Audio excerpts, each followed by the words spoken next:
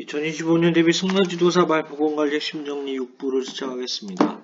말의 일반 질병 쇼크입니다. 쇼크는 급성 또는 진행 중인 순환장애를 얘기하며 순환 혈액량이 부족한 상태다. 그래서 말초 순환장애를 일으키는 경우에 나타난다.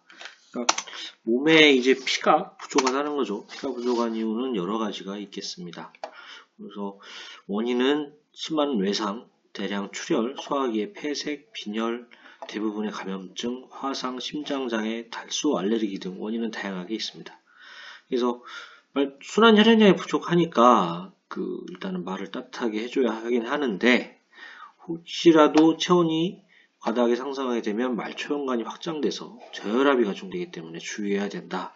이런 부분이 있습니다. 만약에 조직 손상이 올 경우에 몸체의 주요 장기도 해당이 됩니다. 그래서 간이나 신장도 혈액이 충분하지 않으면 세포 손상을 가져와서 회복이 불가능할 수도 있고요. 일단은 순환이 안 되기 때문에 피부는 차고 체온이 떨어지고 맥박 및 호흡수가 증가하고 혈압은 내려가고 가시점막이 창맥해집니다. 푸르스름해진다고 보시면 되겠습니다. 그리고 다른 부분에서 시험에 나왔던 문장입니다. 급성 또는 진행 중인 말초 순환 장애, 혈관의 용적보다 혈액량이 적은 상태. 어떻게 보면 똑같은 얘기인데 좀 특별히 다른 정의죠.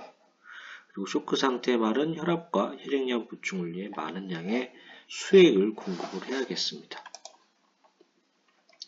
탈수입니다.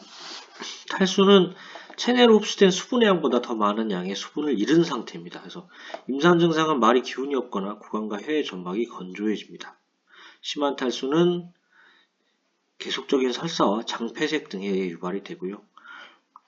탈수란 뭐냐 하면 체액의 손실이다 이렇게 해도 되고 탈수와 함께 전해질 손실이 동반된 경우에는 전해질이 풍부한 수액을 공급해야 됩니다.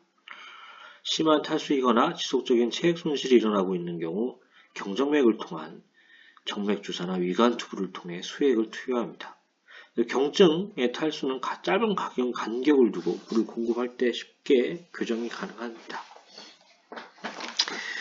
체중의 5% 이상 체액이 손실이 전까지는 탈수를 인지할 수는 없고요. 항상 체중의 12에서 15%의 체액이 손실되면 생명이 위험할 수 있습니다.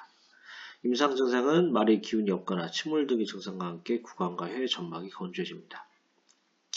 모세혈관에 다시 혈액이 채워지는 시간이 3초 이상 걸리고 심박수가 분당 60회를 넘겠습니다. 전신질환 열사병입니다. 고체온증. 가장 중요한 처치는 찬물로 샤워하여 체온을 떨어뜨리는 거고요. 발을 찬물에 담그고 있게 하는 방법이나 수액 공급 같은 방법이 있습니다. 환경의 온도의 과다 또는 열 발산에 장애에 기인하여 체내의 열 조절 기능 이상으로 발생합니다. 외부 온도와 습도가 높고 오랫동안 환기가 잘 안 된 마방 등에서 발생합니다.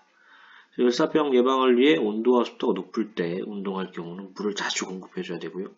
적절한 치도가 되지 않으면 가끔 폐사하기도 합니다. 열사병은 그래서 휴식하고 있던 말이든 운동하고 있던 말이든 모두 발생할 수 있습니다. 열, 사료나 운동 및 환경에 직접적인 영향을 받지 않고 체온이 상승하는 것, 출혈은 혈관에서 혈액이 빠져나가는 상태, 빈혈은 혈액 내의 적혈구나 적혈구를 구성하는 헤모글로빈이 부족한 상태 되겠습니다. 다른 표현으로는 적혈구와 혈색소가 양쪽으로나 질적으로 부족한 상태 이렇게 표현할 수도 있고요. 원인은 적혈구 파괴를 동반한 병원체 감염됐거나 출혈에 의해서 적혈구, 백혈구, 혈장이 손실되는 경우 등이 있습니다. 대처법은 감염에 의한 거는 일단 감염의 원인인 감염증을 치료하는 게 중요하고요. 철, 비타민 12 등 적혈구 생성에 도움되는 영양분을 공급합니다. 출혈인 경우에는 전혈을 보충을 해줘야겠습니다. 그래서 신체가 특징이 혈장부터 보충한 다음에 적혈구와 백혈구를 생성한다고 합니다. 그래서 적혈구만 이렇게 넣어줄 수면 좋긴 한데 전혈을 보충하는 게 맞다. 이렇게 알고 계시면 되겠습니다. 비염증성 부종. 부종이니까 부은 건데 염증의 원인이 아닌 부종이 되겠습니다. 체내 세포들 사이로 체액이 과다하게 모여든 상태고요.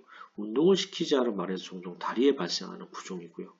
열과 통증이 없습니다. 염증이 없으니까 열과 통증이 없다 보시면 되겠습니다. 폐혈증. 다량의 병원성 세균이나 독소가 혈액 내에서 지속적으로 존재하는 전신성 질병입니다. 열, 피부나 점막 아래의 출혈, 침울, 무기력, 약하고 빠른 맥박, 때에 따라서는 허탈 상태 등이고요.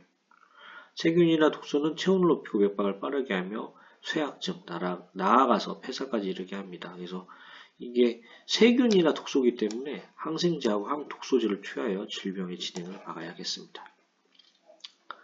악성 부종, 가스 궤저라고 하는데요. 클로스트리디움 세프티쿰의 근육이나 인대와 같은 연조직 감염물로 인한 치명적 질병입니다.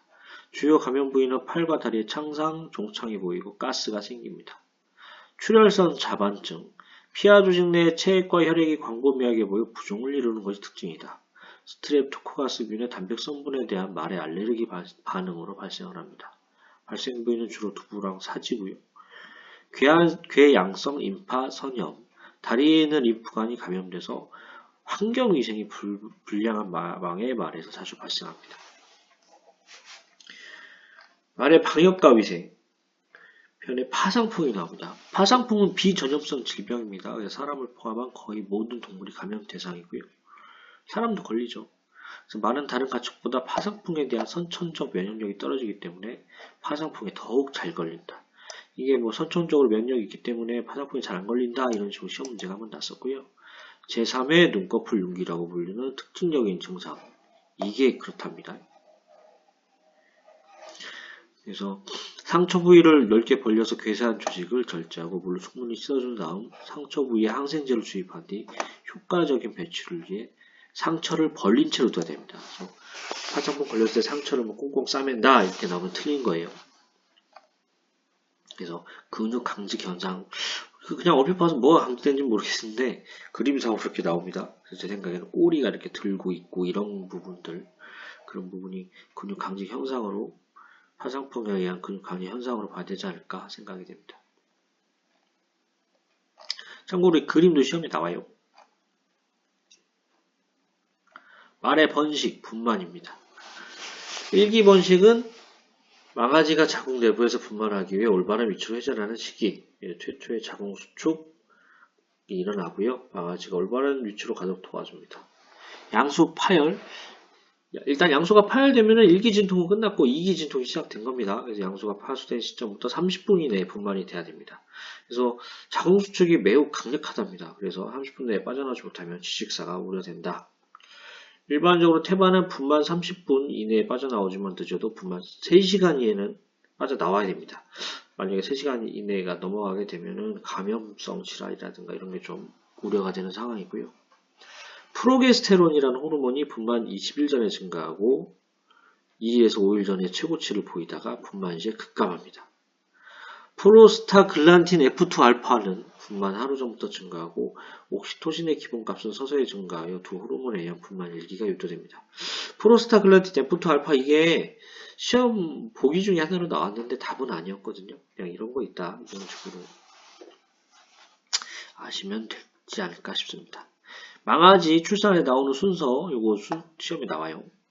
망아지는 제저가 바닥을 향한 상태로 앞다리가 먼저 나와야 되고요. 앞다리는 일반적으로 한쪽이 다른 쪽보다 앞서서 나옵니다.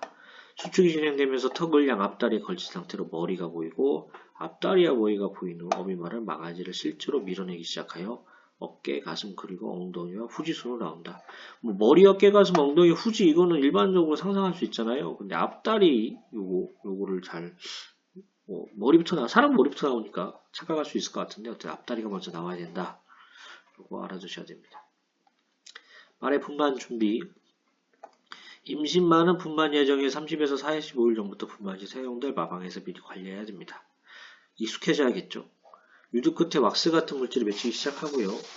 유선 분비물의 칼슘과 마그네슘 농도가 증가합니다. 초지의 방목 중일 때는 다른 말을 피 혼자 있으려 하는 경우가 많고요. 분만이 임박한 임신만은 골반 및 회음부 주변의 인대외 결합 조직이 이완되어 산도가 넓어집니다. 분만 30일 전에 실시되는 예방접종은 그 지역에 자주 발생하는 질병 예방에 초점을 맞춰야 되고요. 임신마가 분만자의 초유를 흘리면 이를 받아 냉장고에 저장하여 출산 후 망아지에게 먹여야겠습니다.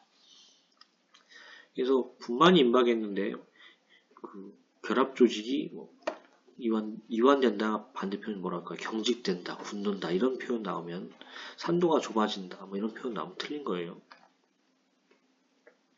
망아지 질병, 태변, 삼킨 양소와 위장관 분비물, 그래서 생후 24에서 48시간까지 완전히 배출할 필요가 있고요. 관장제 또는 미지근한 비누물을 만들어 사용합니다. 산통 증상을 보인다면 수행요법, 미네랄 오일 구강 투여, 심할 경우 수술이 필요합니다. 신생 망아지의 부족은 증후군. 신생 망아지 부족은 증후군, 이상행동인데요. 수종에 기인한 뇌신경세포 주위의 뇌출혈이나 종착이 원인이고요.